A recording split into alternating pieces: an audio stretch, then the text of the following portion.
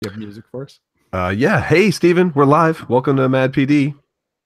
It's great to be here, Derek. I've been watching all day. It's how's my lighting? Am I dark? You look great. There's a weird hat hanging from your door handle, but otherwise you're good.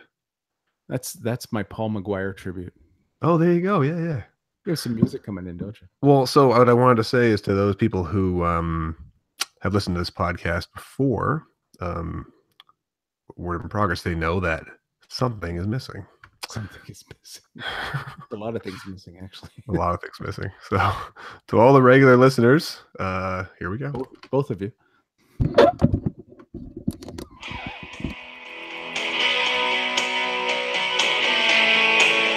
Good listeners.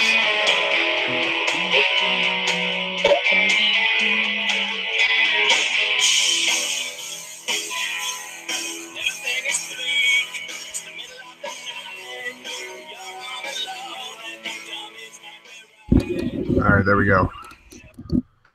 Yep. I don't think they can see me though, can they?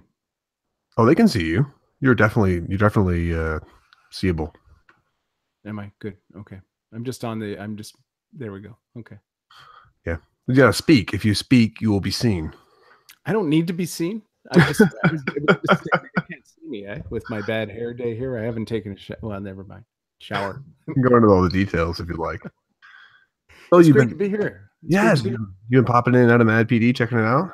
It's been a great day. I've been, it's Sunday, and so with one in football, one in baseball, it's kind of flop all over the place. But I was managing to get in, and I saw a couple of presentations. I've got to tell you this: Ramona Maharg, before her presentation, she had this screenshot up there of a dock and a lake. Now, this could be anywhere in Ontario, right? And I said to her, I said, you know what? That dock and that little, there was a little gazebo type thing there. That looks really familiar. I said, if I weren't mistaken, I would say that was Dorset. She said, good eye, that was Dorset. And I've stood on that dock for the past 4 years, trying to get ice cream at an ice cream shop that's never open. But it was that same. So what are the chances of someone posting a picture and you being there and knowing where it is in the world? Well, if I was sending it to Stephen Hurley, pretty good. Yeah, world traveler Stephen Hurley. I tell you, you got a brain like a whip. It's not a brain; it's an experience. I've been on that dock. I just didn't pick it out of nowhere. Yeah. Oh, so people are watching, and that's kind of exciting. I like when people watch, and it's not just your mom and my mom. And the questions are already, boy, this is an interesting introduction. Thanks, Peggy.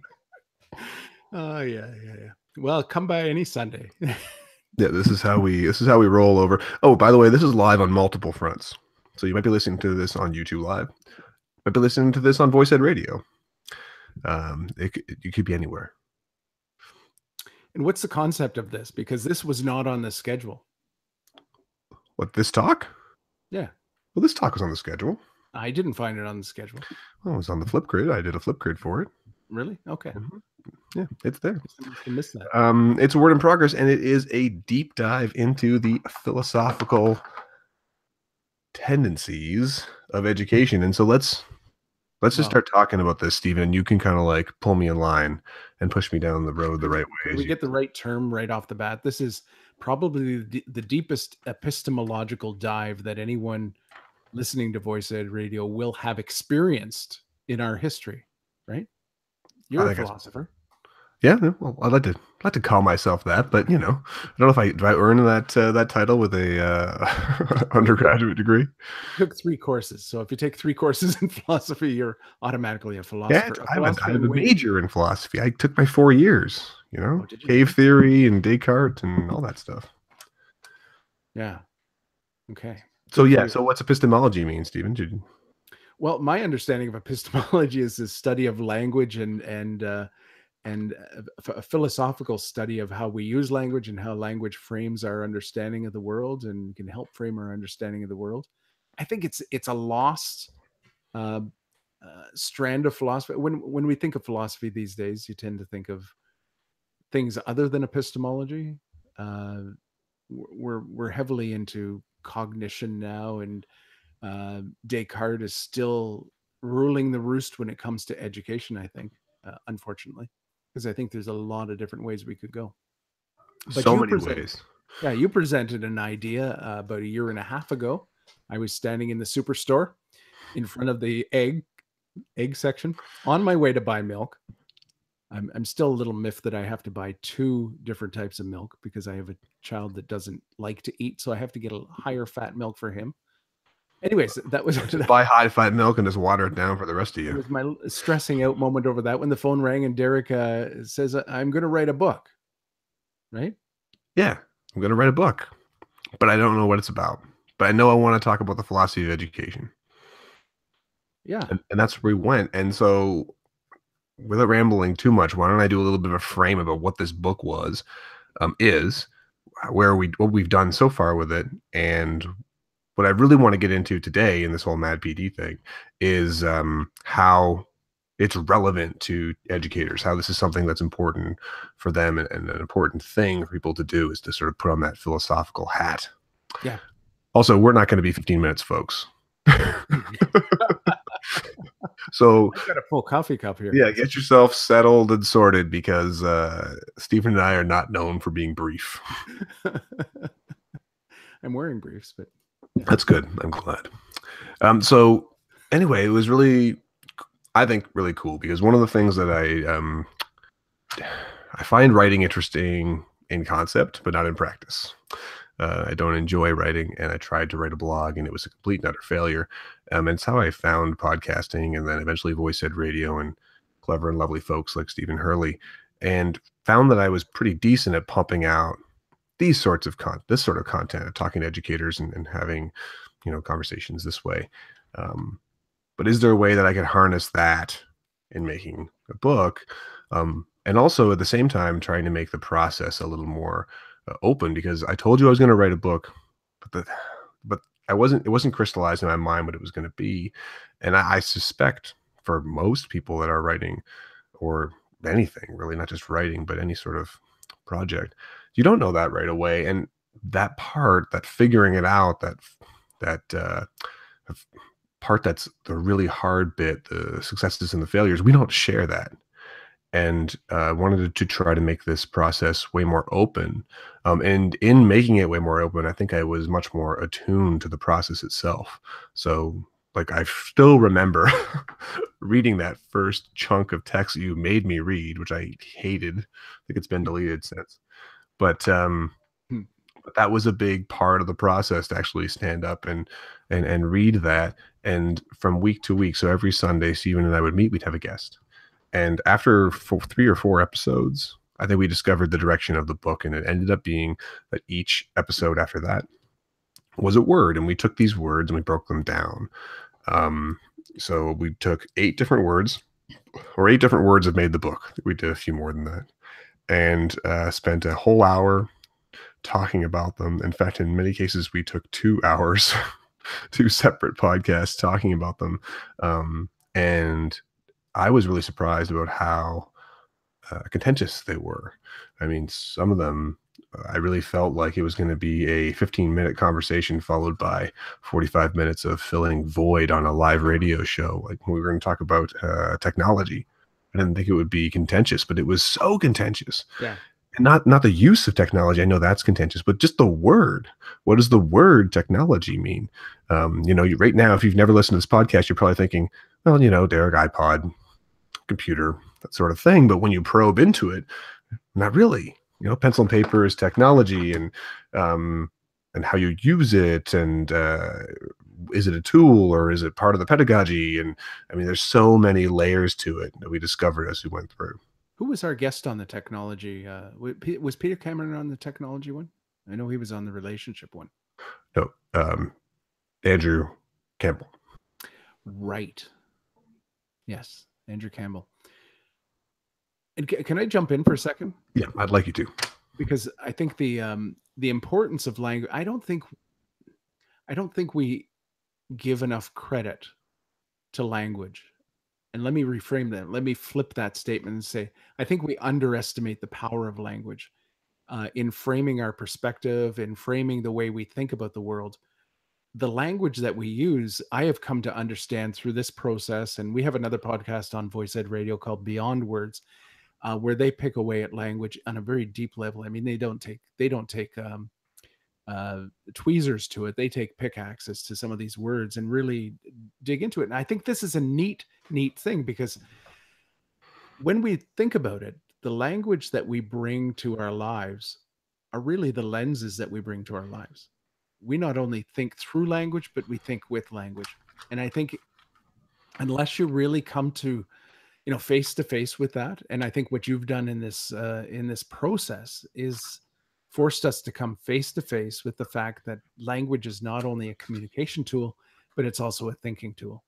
So we use metaphors, and we use analogies, and we use imagery, and all of those things that we spent time as teachers drilling into our kids, or having drilled into us. Here's the definition of metaphor. It's a comparison not using like or as. Well, like, who cares really?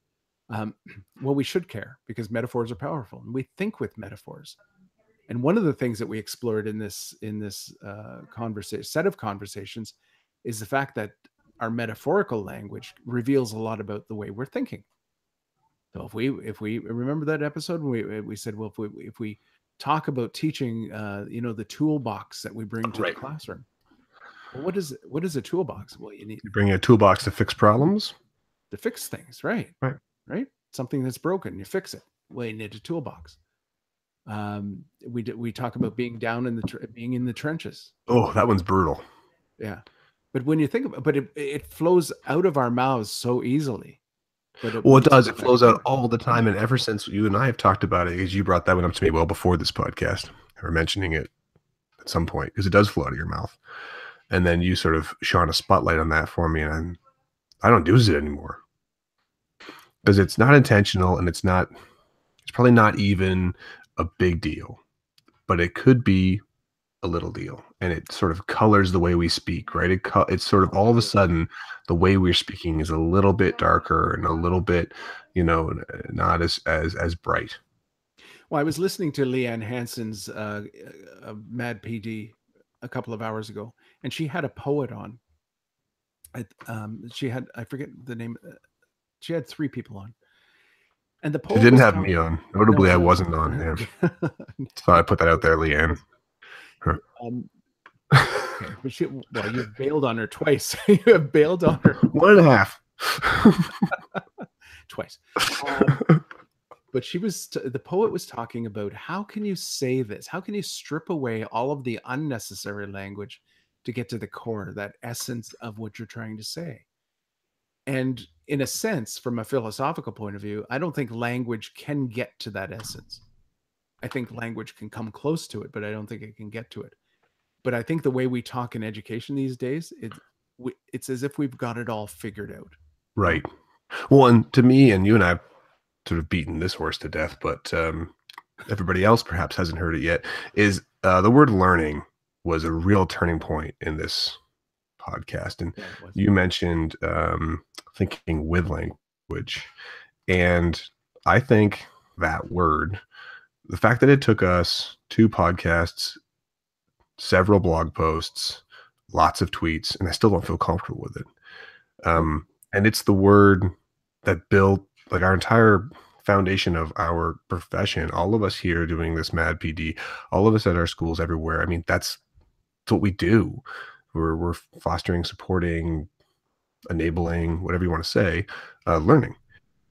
But we don't know what it is. And I've even caught myself, I mean, I've said many times on like teacher evaluations that, you can see great learning happening in the classroom.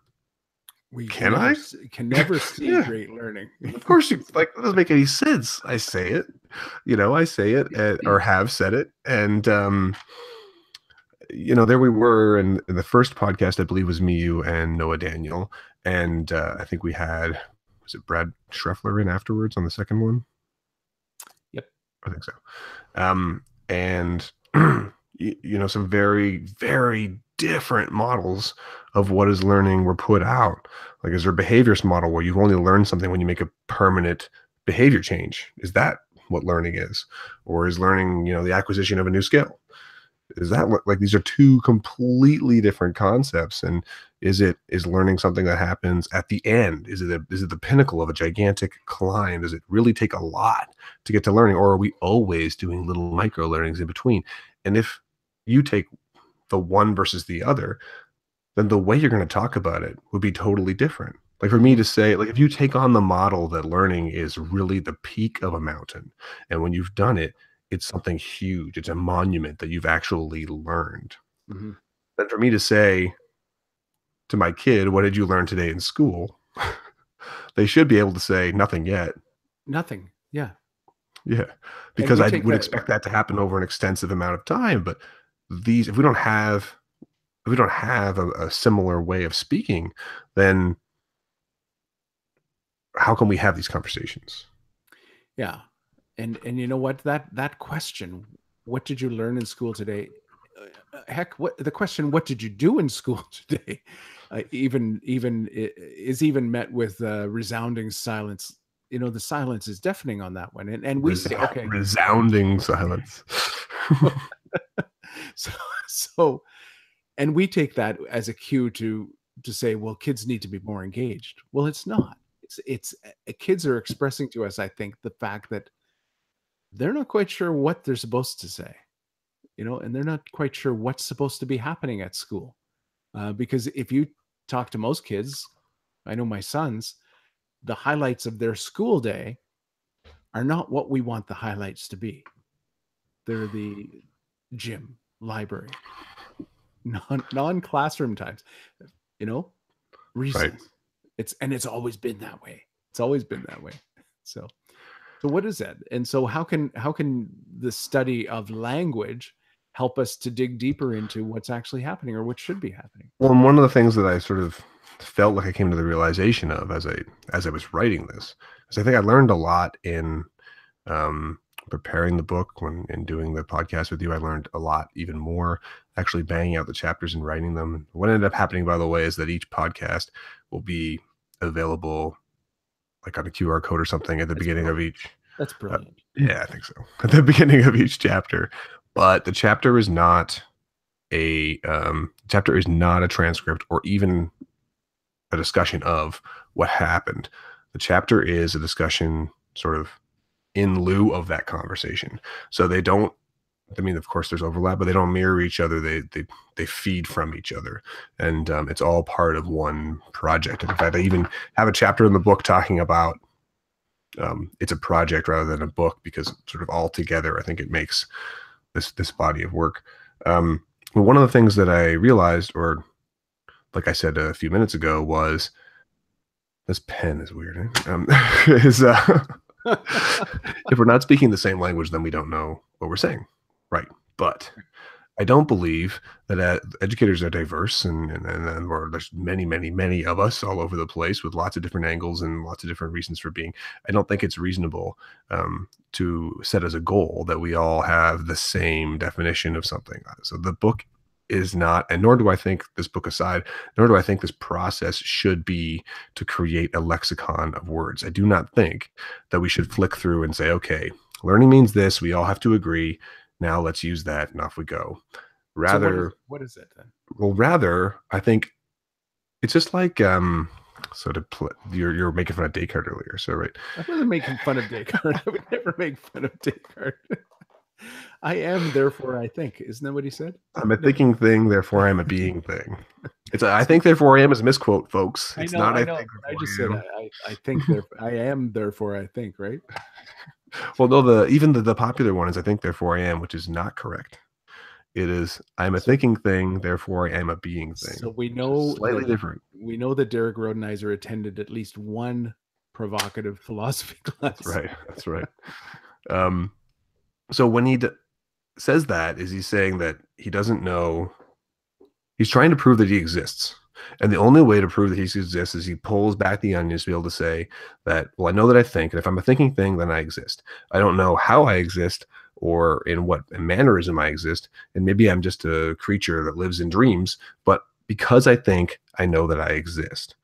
And so not unlike that, I don't think the teachers need to all agree on what learning means, but I think if everybody understands that everybody has a nuanced definition, then that will change the way we talk about it. So it will allow us to have the conversation where somebody says, "Oh, there was great learning in my class today." Instead of just assuming that what they mean by that is the same thing you mean by that, Yeah. you could then probe and say, "Oh, okay. What do you mean by that?" Or what does learning look like in your classroom or something? Would change the way we talk without having to have the same definition. If I know that you don't have the same definition that I have, then it's going to change the way we discuss. That's right. And I know with Voice Ed Radio, this little project that we've been working on for the past couple of years, the tagline is changing the way we talk about education, because I really believe that if we're going to change education, we need to change the way we talk. And what I'm excited about in terms of this book and this conversation is the fact that in a staff meeting in 2018, we may be getting to the point where we can actually start to talk about this. I've never been to a staff meeting in my life where we started to unpack or tried to unpack what we're talking about. We were just told what we should be talking about and how we should be talking about it. So I think this book, for me, signals it's not going to be the quintessential book in this regard, but I think it's going to be. Oh, wait, what? I don't think it's going to be I think it's going to be a catalyst. And you know what? Catalysts are more important today than demigods.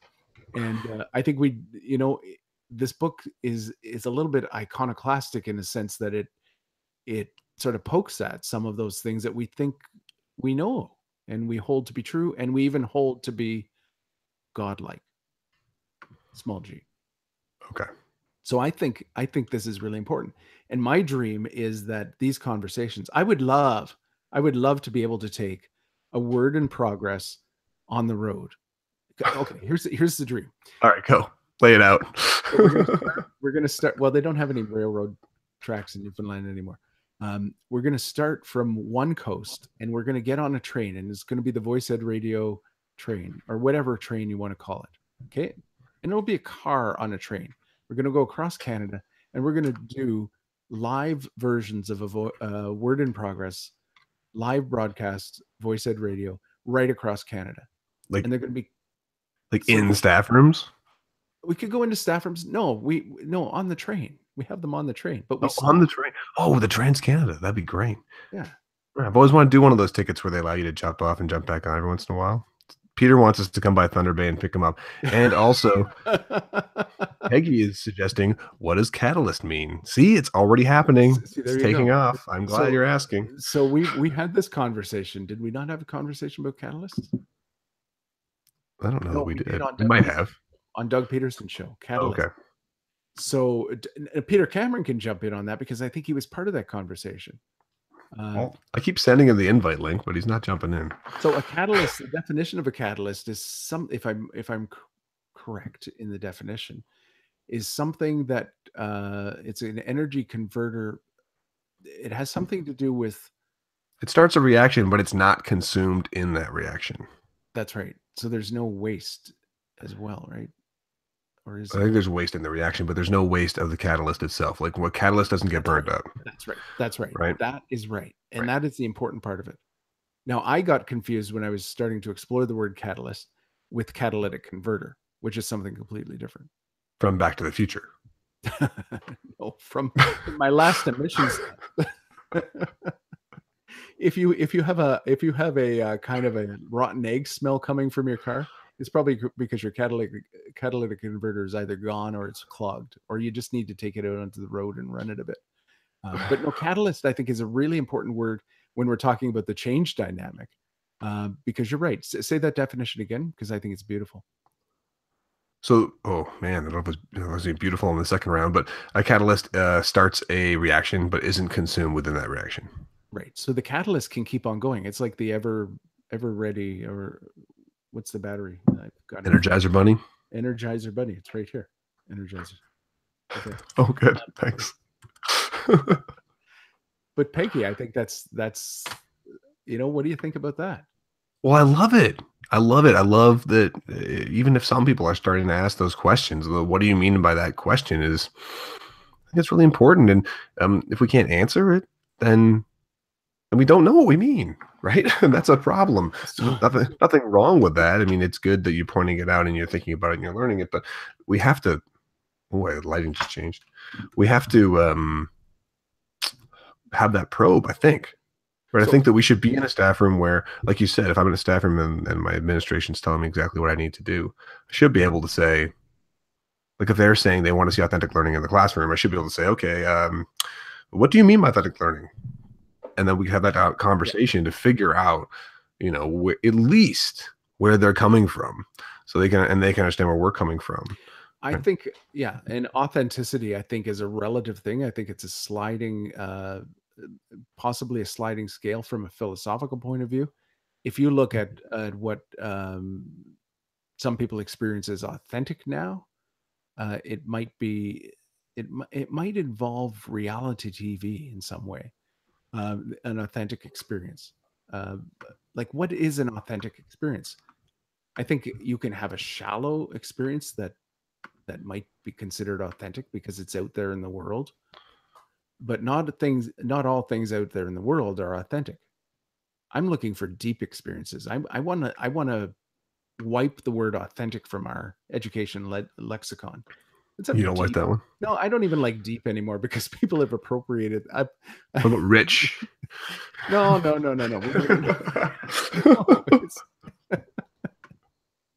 And meaningful doesn't mean anything anymore either. Meaningful doesn't mean anything. We have a real problem. Yeah, it's relative. I mean, Peter's going to have something to say about this. But the question on back to the can I go back to Catalyst for a second? Yeah, you certainly may. Because there may be people out there wondering, is that a good thing or a bad thing? Catalyst, you start a reaction and you're not consumed. Does that mean you're not involved? Well, no, you're involved in starting the reaction. The point. Well, first of all, humans aren't catalysts, right? I mean, but like we're taking that metaphor. It's a metaphor, right? I think it's beautiful because it allows the person who's a catalyst to keep doing it, right? It's the trouble starter. I like to think of myself as Woody Woodpecker in my school sometimes. Go in, cause a little trouble, leave. I once had a teacher say that to me. He says, you're kind of like a snowstorm. You come in, mess everything up, you take off. And I think that if you're going to be a catalyst, if you're going to be the person that starts it, it has to be that. It's one of the things that I've noticed. Oh man, we've gone on a tangent.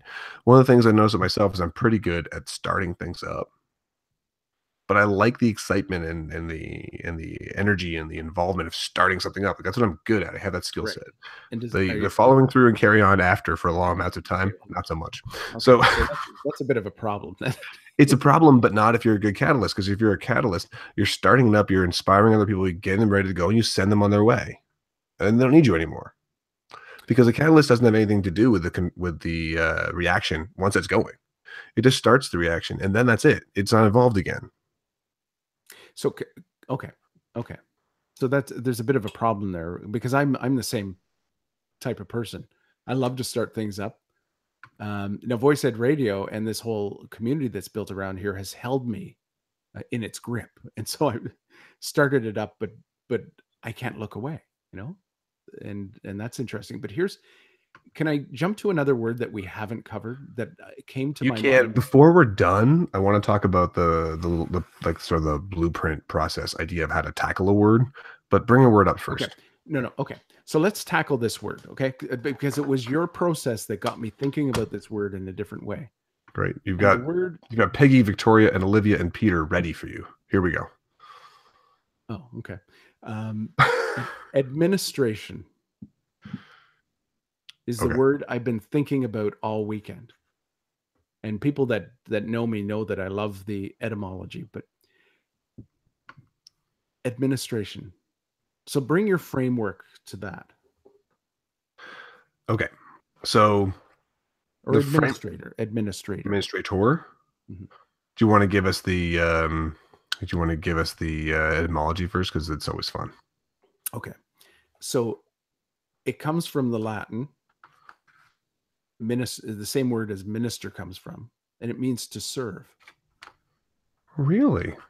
Yep. Well, that's nice, isn't it? Throw that out on the table No, for if your you add in front of anything, and it means towards or to, right? So right. there's a sense of service, though. So the word administrator is rooted in the word service. Okay, so Administer. this word is a little bit different than a lot of the words that we've looked at before, right? In Yes. that it's kind of attached to a thing pretty directly, Yep. Yep. um, right? It's not a process, it's not an action, um, but basically the mold or the blueprint that I've laid out in the book and the way I did it. This was a Stephen idea, and I love it. Is the first 4 chapters are words, and then I lay out the format of how to deal with a word, and then the last 4 words. And I think that sort of allows the reader to think about what I'm thinking about as we go through. So the first step is to define that word with all the emotion that you have behind it. Mm-hmm. And the way that we do that as humans is with stories, right? And so all the words that we tackled, I had some kind of story that helped me understand what it was. And I'm sure as soon as you said that, the folks here listening right now live and those listening later are automatically thinking of something. And I know that because they all wrote ick, yuck, and oh man. So there's emotions attached to it, right? They're thinking Yes. of Yes. an administrator, which they obviously did not enjoy, or they probably, my guess would be that those people who wrote those things have had experiences from principally type people who were maybe a more positive word like leaders versus people who they didn't connect well with and put the moniker administrator. Administrator, it sounds like a lot of paperwork, a lot of file management, a lot of top-down stuff that that to me anyway is the sort of stuff that's attached to that word. And so if we were sitting in a staff room and Stephen was our principal and walked in and said, okay, today we're going to break down the word administrator, the first thing I would have everybody in that room do is throw out a story. What story does that word make you think of, and get all the emotion out on the table? Then strip it all back. So you take all the emotion out of it and you try to make a definition of that word that's emotionless, that you're not thinking about that principle that screwed you over one time or whatever. You're thinking about what does it mean in its strictest sense of the word to be a administrator. Then you've got this like wobbly definition on on full legs trying to walk around, and you need to poke at it and sort of look at the different words you've got structured in that sentence of your definition and see which ones fit and which ones don't. And from my experience, you end up with a really, really short, really, really global definition, which is not so satisfying, right? So, I mean, I don't know what I would throw out on the top of my head. What would you throw on the top of your head as a definition of an administrator if you had to go through that process? Well, are you asking me? Yeah, Okay. you're here. So my first image of administrator is someone like a manager, right? Like someone that manages. I think we've conflated in our system today. We've conflated administrator and leader and principal. All those words come together, right? And they're almost used synonymously. And so I've always thought of an administrator as someone that keeps the books, manages things, keeps things going. When I explore the etymology, though, the word minister and the word administrator come from that same root, and I think it's lost. Even some of the, when you go to some of the etymological dictionaries, you're not going to find it. But to administer really means there is a management aspect to it, but there's also that service, waiting upon, inferior position that an administrator takes. And you know what got me thinking of it? About 12 years ago, no, maybe longer, probably 20 years ago, I was in Israel, and I went on a tour, and I was a musician on the tour. And so I brought my guitar along with me. It almost didn't make the flight back, but brought it along. And I played at various points, and it was a Catholic school district, so there were points of inflection that resonated with theology and spirituality. And one of them, we were on a mount, and in the New Testament, there's a scripture passage that talks about the Beatitudes, where Jesus was there and he gave these Beatitudes. Blessed are the poor in spirit, and etc. So it was a very moving place. But I was waiting for the story to begin, because at every point we told a story. And I looked out into the distance, and there was this shepherd with these, what I learned later were sheep. They didn't look like any sheep that I knew. They were very interesting. I thought they were kind of a cross between sheep and goats, but that's okay. But the shepherd's position in the flock impressed me. I expected him to be out front. He wasn't. He was at the back. He was at got to be the back. Got to lead from behind. But he was whistling, and he would do this thing, and the sheep would move, and they knew the sound of that signal. But at no point did he stand in front of the sheep and say, "We're going this way." Right. And I thought that was kind of interesting. So I thought about that today as I was thinking about this word administrator, and I learned the etymology of it.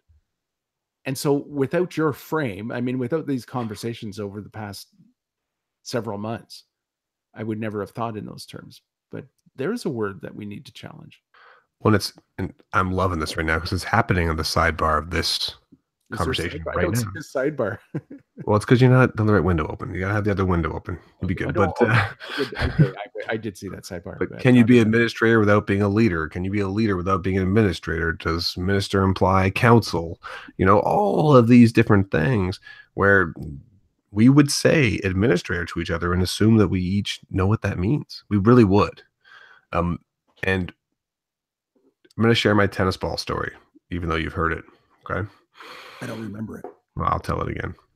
So I had in one of my philosophy classes, I had a professor, had a tennis ball. And he said, I'm going to let go of this tennis ball. Is it going to hit the ground? And so everybody says, well, yeah, of course it's going to hit the ground. Can you be completely sure that it will hit the ground? Can you think of a reason why it wouldn't hit the ground? And so then we started thinking, and sure, I can think of reasons why it wouldn't hit the ground. It wouldn't hit the ground if a meteorite all of a sudden hits you and explodes this building. It wouldn't hit the ground. It wouldn't hit the ground if a mad scientist built an anti-gravity chamber around this building and it floated. It wouldn't hit the ground. Right? Like, I can think of reasons. Are they likely? No. Are they possible? Sure. And his thing was, that's how you have to think when you're wearing your philosophy hat. But you can't always wear your philosophy hat, because you cannot live life wondering whether or not the tennis ball will hit the ground, because it's going to. I'm going to let go and the tennis ball is going to hit the ground. But there are times when it's important that we put on this hat. Like, I can't think about what an administrator means when I'm bringing my kids in from recess and I got to do this before the next thing happens, et cetera, et cetera. I can't. But we can carve out time for that, because it will color the rest of the things we do. Like, could we carve out time in a staff meeting? Could we carve out time in a book learning thing that we do when we're reading a really cool book called Beyond We're in Progress? Something like that. We could, and I think that would enrich our processes as teachers. So this is why, Derek, I think that for every 5 psychologists a school board hires, it needs to hire 1 philosopher. And I want that job. You can have that job too. I'd love to be a school board philosopher. That would be great. Can you imagine? Oh. And so that story comes from a day when I was arts consultant for a school district in my latter years of and I was waiting on the 3rd floor because I was too lazy to take the stairs down, and the elevator opened, and it was a elevator full of psychologists, and they all got off, and there must have been about 12 of them. I don't know how they all got in there. I guess they squeezed their psyche together or whatever. But anyways, they were headed to the 3rd floor to a psychology conference. It happened, it was the 2nd day of school, I think. And they were all gathered in conference. And I said, whoa. And I thought, well, This is something 12 psychologists, and That's that was insane. just one elevator load. Well, it says a lot, It right? says a lot. And I thought to myself, okay, psychology really has, and I had been doing some research through the archives of the Canadian Education Association, and realized that it wasn't until about the 40s or 50s that psychology in education, actually education research, started to take hold. And it was psychology. All of our educational research, most of our educational research, a good part of our educational research is based in psychology. How many education philosophers can you name? Don't say Dewey. Please do not say Dewey. Outside of Derek Rodenauer and Stephen Hurley? Well, in Canada. No, it's a great point. I can't. Kieran Egan is probably the one. Mark Kingwell is a philosopher. We've had him on Voice Ed Radio. Oh, right, yeah. But education philosophers in Canada, worldwide, like you, but you know John Hattie, you know Dan Willingham, you know the names of psychologists, you know Carol Dweck, you know Grit, who wrote Grit, Angela Duckworth. Duckworth, yeah. You know these people. Yeah. Todd Rose, The End of Average. You know these people, but we need to make room for what you're doing, and that's thinking deeply about the roots of all of this. And it starts with epistemology. It's about words. It's about language, but it's about much more than that. And I just think, I've really appreciated the time we've been able to. And it's been Sunday nights, right? Yeah, it's been pretty great. I really enjoyed it. And if any of you are listening, check it out. Go to voiceed.ca. And on there, you'll see Word in Progress as one of the podcasts. And you can see the whole lexicon of all of the episodes that Stephen and I have done. And there's more coming. And we'll see if we can get this book published soon, maybe, and get it out there to some people. Anything to report on that? You're out there pounding the pavement. Yeah, there is a hot lead. It looks like it's going to turn into something, but yeah, we will see. I will wait. I will not count any chickens until they've hatched. But I think it looks like it's something that will happen soon, hopefully. So if nothing happens, I mean, this process that you've established, there's other ways of getting it out there. I mean, I know you want that book in your hands. Well, I want it in other people's hands. I think it's something that could just be a different lens.